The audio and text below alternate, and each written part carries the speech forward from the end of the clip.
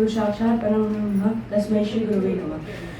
श्री ठाकुर ने गवाए सरस्वती देव इस पुण्य भूमि भारत के नदिया जिले में 1287 बंगात में श्रावण पूर्णिमा के दिन माता योगेंद्र मोहिनी की गोद को सुशोभित कर प्रकट हुए थे। उनके पिता का नाम भुवन मोहन भट्टाचार्य था। माता पिता ने उनका नाम कोष्ठी पर विचार करके नलिनीकांत रखा। नलिनीकांत ने 11 वर्ष की आयु में जनेऊ धारण किया। वह अनन्य मातृभक्त थे। एक दिन जब वो संध्या दीप देने माँ के मंदिर में जा रहे थे, तब उन्हें माँ भगवती ने दर्शन दिए थे। उनके माँ के अचानक स्वर्गवास होने के कारण वह अपने माँ के साथ अंतिम समय में नहीं रह पाए, इसीलिए क्योंकि वह अपने ननिहाल राधाकांतपुर में अपनी मौसियों के साथ उनके तत्वाधान में विद्या अर्जन कर रहे थे। माँ अंतिम समय में यह कह गई थी कि मैं नलिनी को माता जगन माता की गोद में सौंप कर जा रही हूँ। और माँ की बात पर विश्वास करके नलिनी ने माता जगन माता से बहुत प्रार्थनाएं की, पर तब भी माता ने उन्हें दर्शन नहीं दिए। इससे उनके भीतर नास्तिक भाव का जागरण हुआ। उन्होंने सोचा कि परलोक का मृत्यु के साथ कोई भी घनिष्ठ संबंध नहीं है। उन्होंने सोचा कि धर्म अर्थात कि हमें चरित्र गठन और परोपकार करना चाहिए, और उन्होंने निश्चय किया कि वो पूरे जीवन को सद्भाव से बिताएंगे। पर तब भी वो हिंदू साधु सन्यासियों को अच्छी नज़रों से नहीं देखते थे। वह अपने चरित्र के बल पे एक विधवा ब्राह्मणी को सतपथ पर ले आए थे। वह ग्राम मंगल कार्य करने में अग्रणी थे। 17 वर्ष की आयु में हालीशहर निवासी स्वर्गीय मुखोपाध्याय जी की ज्येष्ठा कन्या अपूर्व सुंदरी देवी प्रतिमा 11 वर्षीय सुधांशु बाला से उनका विवाह संपन्न हुआ। उसी समय उन्होंने सर्वे स्कूल से अपना पाठ्यक्रम पूरा किया। उसके बाद उन्होंने ओवरसियर की नौकरी की। उस नौकरी से असंतुष्ट होकर उन्होंने वो नौकरी छोड़ दी और उसके बाद दिनाजपुर के अंदर नारायणपुर कचहरी में काम करने शुरू हो गए। एक दिन कार्यरत रहते समय उन्होंने सुधा देवी की मूर्ति देखी। कुछ देर बाद वो मूर्ति गायब हो गई। इससे वो बहुत ही अचंभित हो गए। उसके बाद जब वो गांव पहुंचे तो उन्हें पता चला कि सुधा देवी इस संसार में नहीं रही, और ठीक उसी वक्त उनकी मृत्यु हुई थी जिस वक्त उन्होंने छाया मूर्ति देखे थे। इस बात को सुनकर और इस बात को देखकर उनके भीतर परलोक के प्रति विश्वास जागा। उन्हें लगने लगा कि परलोक और मृत्यु के बीच में घनिष्ठ संबंध है। इसी परलोक और मृत्यु के तत्व को जानने के लिए वह थियोसॉफिकल सोसाइटी में शामिल हुए। उधर उन्होंने विद्या ग्रहण की और वापस अपने कर्मस्थली में लौट आए। वह उसके बाद भी संतुष्ट नहीं हुए, क्योंकि वह दिवंगत सुधांशु बाला को अपनी आंखों से उनके दर्शन करना चाहते थे, पर मीडियम के अंदर उनकी आत्मा को लाया जा सकता था, ना कि उनके प्रत्यक्ष दर्शन किए जा सकते थे। इसी से संतुष्ट होकर उन्होंने अपने इसी बीच उन्हें जब वो अभ्यास कर रहे थे, तब उन्हें पता चला कि हिंदू योगियों से उन्हें प्रत्यक्ष ज्ञान का प्राप्त हो सकता है। इसीलिए उन्होंने अपनी नौकरी छोड़कर वाराणसी के ओर बढ़े। उसके बाद उन्हें पूर्णानंद स्वामी नामक एक उच्च सिद्ध सन्यासी से उनकी भेंट हुई। उनके उपदेश से उन्हें यह पता चला कि हिंदू साधु सन्यासी से उन्हें प्रत्यक्ष ज्ञान की प्राप्ति हो सकती है। उसके बाद वो हिंदू साधु और सन्यासी यानी गुरु की खोज में लग गए। वो सदगुरु की खोज करते करते बहुत जगह भ्रमण किए, पर एक दिन जब वो सो रहे थे तो उनके शैया के पास उन्होंने एक ज्योतिर्मय महापुरुष को देखा, जो उन्हें ये कह रहे थे, हे वत्स, अपना यह मंत्र ग्रहण करो। इतना कहते हुए उन्हें बिल्व पत्र पर एक अक्षर मंत्र देकर वहाँ से पल भर में गायब हो गए। उस मंत्र को प्राप्त करने के बाद नलिनीकांत ने संसार त्याग दिया और उस मंत्र को लेके उस बहुत भ्रमण किया और उसका रहस्य जानने की कोशिश की, पर कोई भी उन्हें रहस्य नहीं बता पाया उस मंत्र का। उसके बाद उन्होंने सारी आशाएं छोड़ दी और आत्महत्या करने का निश्चय किया और वो गहरी नींद में सो गए। उसके बाद उन्हें स्वप्न में आकर एक वृद्ध ब्राह्मण ने कहा, बेटा, तुम्हारे गुरु तारापीठ के वामाशेप आए हैं। प्रत्यादिष्ट होकर नलिनीकांत ने वीरभूम जिले के तारापीठ के वामाशेपा के पास जाकर उन्हें मंत्र दिखाया। उसके बाद वामाशेपा ने उन्हें ये वचन दिया कि वो इस मंत्र की प्रणाली को उन्हें सिखा देंगे।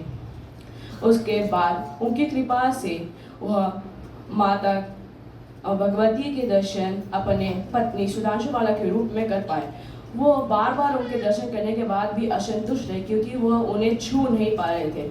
इसके बाद उन्हें जब यही चीज़ अपने गुरु को बताया तो उनके गुरु ने कहा कि तुम्हें एक साधु सन्यासी गुरु की खोज करनी होगी। इसीलिए अब वो वापस फिर से गुरु की खोज में चले गए। उसके बाद जब वो पुष्कर तीर्थ में आके पहुंचे थे उन्होंने स्वामी सच्चिदानंद को देखकर पहचान लिया कि ये वही सन्यासी थे जिन्होंने उन्हें बिल पत्र पर एकाक्षर मत दिया था। वो उनके पास जाके उनके चरणाश्रित हुए और उनके आदेश पर बहुत से श्रम साध्य काम किए। उनसे प्रसन्न होकर स्वामी सच्चिदानंद ने उन्हें ज्ञान की दीक्षा दी और उनका नाम निगमानंद रखा। और उनकी आदेश से निगमानंद ने 4 धामों की भ्रमण किया। उसके बाद उन्हें वो तत्व मिल गया और उस तत्व को अच्छे से जानने के लिए उन्हें अपने गुरु के आदेशानुसार एक योगी गुरु की खोज की। और एक दिन जब वो खोज करते करते पुष्कर तीर्थ पहुंचे तो उधर उनके साथ कुछ और सन्यासी भी थे जो उधर पुष्कर तीर्थ में यात्री बन के आए थे। तब वो पेचिश से पीड़ित हो गए। उधर उन्हें पेचिश से पीड़ित होते हुए देखकर दूसरे साधु सन्यासियों ने उन्हें उसी अवस्था में छोड़ दिया, पर वो उधर ही रह गए और सोचा कि पास के आदिवासियों के पास जाकर रहते। उसके बाद वो आदिवासियों के पास जाके रहने लगे और कुछ दिनों बाद वो वहाँ से रोग मुक्त हो गए। फिर वो वन शोभा देखने जाने लगे, पर उस दुर्गम पहाड़ियों से नीचे लोकालय तक आना संभव नहीं था। इसीलिए उन्होंने आगामी कार्तिक तक रुकने का निश्चय किया। उसके बाद एक दिन जब वो वन के दृश्य देखने जा रहे थे तब वो इतने रमणीक दृश्य को देखकर वो इतने मोहित हो गए कि उसके बाद उन्हें शाम ढल जाने का पता ही नहीं चला। फलतः उन्हें एक पेड़ की कोटर में रात बितानी पड़ी। फिर रात बीत जाने के बाद उन्होंने देखा कि एक दीर्घकाय महापुरुष उनके पेड़ के नीचे हुक्का पी रहे और उधर उन्हें जाके बोलते हैं वो महापुरुष की तुम मेरा पीछा करो। और वो उनके आज्ञा के अनुसार उनका पीछा करते एक कुटिया में जाके पहुंच गए। उस कुटिया में साधु ने उन्हें बिठाकर अपना परिचय दिया और योग शिक्षा देना शुरू किया। उन्होंने उन्हें वचन दिया कि मैं तुम्हें योग शिक्षा सिखाऊंगा। योग शिक्षा देने के बाद उनके गुरु ने उन्हें लोकालय में जाने के लिए बोला और योग का अभ्यास करने के लिए बोला। उन गुरु का नाम था उदासीनाचार्य सुमेरुदास महाराज। लोकालय में आकर वो हरिपुर गांव में पावना जिले के हरिपुर गांव में रहने लगे और हठ योग करने लगे, पर उधर बहुत सारे विघ्न पैदा होने के कारण वह वापस कामाक्षा चले गए। उधर कामाक्षा में वह एक उच्च पदस्थ राजकर्मचारी योगेश्वर विश्वास के घर में रहने लगे और उधर सविकल्प समाधि प्राप्त किए। यही योगेश्वर विश्वास और उनकी पत्नी सुरयु देवी उनके पहले शिष्य और शिष्या बने थे। उसके बाद वो कामाक्षा के पहाड़ों में जाके निर्विकल्प समाधि प्राप्त किए और मैं गुरु हूँ इसको प्राप्त किया कि मैं गुरु हूँ। वो इस प्रश्न को लेकर गए थे कि प्रश्न को लेकर संसार छोड़े थे और प्रश्न को लेकर संसार छोड़े थे कि मैं कौन हूँ, और इस उत्तर को लेकर वापस आए कि मैं गुरु हूँ। उन्हें लगने लगा कि उनमें पूर्णत्व आ गई है। वो पूर्णत्व के घमंड में काशी विश्वनाथ गए। उधर माँ अन्नपूर्णा ने उनके अंदर अपूर्णता का बोध कराया और कहा कि तुमने ब्रह्म ज्ञान तो प्राप्त कर लिया पर तुमने अवर ब्रह्म ज्ञान प्राप्त नहीं किया, यानी तुमने प्रेम सिद्धि नहीं की है। उसके बाद वो गौरी देवी प्रसिद्ध प्रेम सिद्धि के पास जाके प्रेम सिद्धि में लीन हो गया और वो चरम में पहुंच गए। उसके बाद उन्हें माँ तारा ने दर्शन दिए क्योंकि वो माँ तारा ही उनकी इष्ट देवी थी। और माँ तारा ने उन्हें दर्शन देकर कहा कि तुमने मेरे को सुधांशु बालक के रूप में पाना चाहो और आप आज जब तुम शिव स्वरूप बन गए हो तो मैं तुम्हारी पत्नी हूँ, तुम मुझे अपने पत्नी के रूप में ग्रहण कर सकते हो। उसके बाद वो उन्हें आदेश दिया कि तुम लोकालय में जाओ और अपने शिष्यों को विद्या दो। तब उन्होंने उनसे 3 वरदान मांगे थे। उसके बाद एक बार जब वो अपने गुरु की खोज में कुंभ मेला में पहुंचे तो कुंभ मेला में उन्होंने अपने गुरु स्वामी सच्चिदानंद को देखकर उनके पहले प्रणाम किए, जबकि उस सभा में पहले आदि शंकराचार्य और ऊंचे ऊंचे दर्जे के साधु सन्यासी थे। इस पर दूसरे साधु सन्यासियों ने आपत्ति जताई और कहा कि तुम्हें पहले आदि शंकराचार्य को प्रणाम करना चाहिए थे। इसका सही उत्तर देते हुए उन्होंने कहा, मन्नाथो श्री जगन्नाथ मत गुरु श्री जगत गुरु मदात्मा सर्वभूतात्मा तस्मै श्री गुरुवे नमः। और इससे प्रसन्न होकर आदि शंकराचार्य ने उनसे दो सुचिंतित प्रश्न पूछे और उनके सही जवाब देने पर उन्हें कहा कि सच्चिदानंद स्वामी को कहा कि तुम इनसे दंड की उपाधि निकालकर तुम इन्हें परमहंस की उपाधि दो। फिर सारे साधु सन्यासी के सम्मति से उन्होंने उन्हें परमहंस